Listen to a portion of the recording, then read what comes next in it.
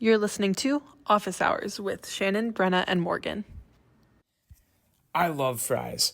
They're probably my favorite food of all time, and they're so accessible at Notre Dame. I mean, we have all you-can-eat fries in the dining hall. You can get fries at Chick-fil-A, just order right on the app. It's so easy, but when I've had fries with the past 10 meals, I start to hate the idea of having to eat another plate of fries, and I just want to eat some Brussels sprouts for once. It's a similar idea with positivity. Basically, too much of a good thing can inevitably become bad. I'm sure we've all had an experience where you have a team member that's extremely optimistic and positive, or we've had a superior who's very over-complimentary. I had a teacher in high school who was always telling me how great of a student I was, and that my work was incredible. I really appreciated this initially. I mean, who wouldn't? But as the school year went on, it started to feel more like a burden.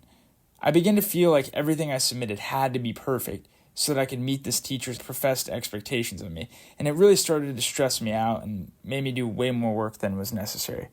This is the danger of toxic positivity. While general positivity can be a sure benefit to an organization, vast, unfiltered amounts of positivity, especially in dismal situations or circumstances, can prove to be destructive and have negative implications on individuals within an organization. Now I'll pass it over to Brenna to dive into some of our research findings. Thanks, Shannon. Totally agree with you about the fries, by the way.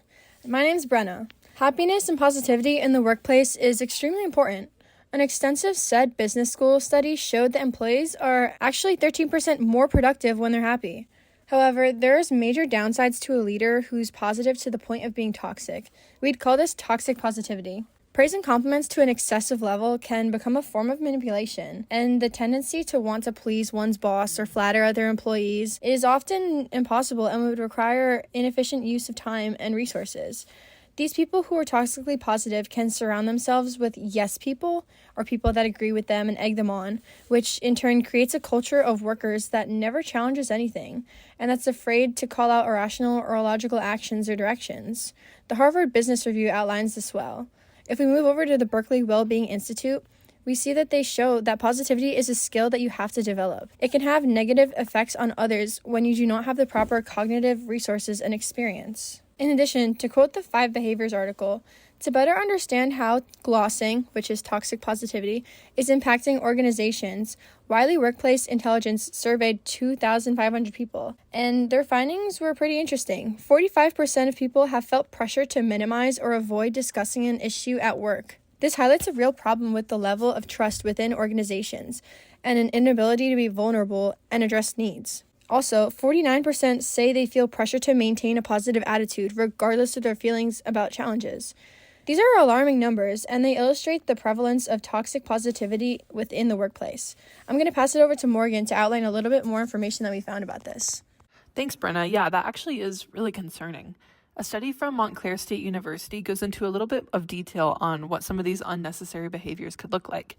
They differentiate well-intentioned, unhelpful actions like sharing a physical token of support or providing shallow condolences from actually helpful actions like alleviating pressure by taking a portion of your coworkers' responsibilities. The National Education Association has some pretty good points to sum up what we've talked about so far. Number 1, too much positivity can trivialize a person's pain. Hearing over and over again that it'll be okay doesn't do much in the long run. Number 2, there's research that shows that suppressed emotions can actually lead to physical stress on the body and brain. And that's the last thing your employees want in the place they work every day.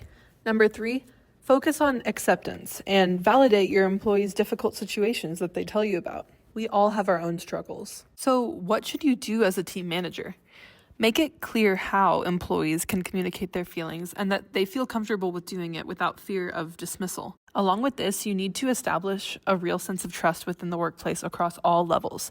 Friendships between coworkers are a good sign of this. Finally, set realistic expectations and standards for your employees. This doesn't mean you can't challenge them, but at least make their goals reachable.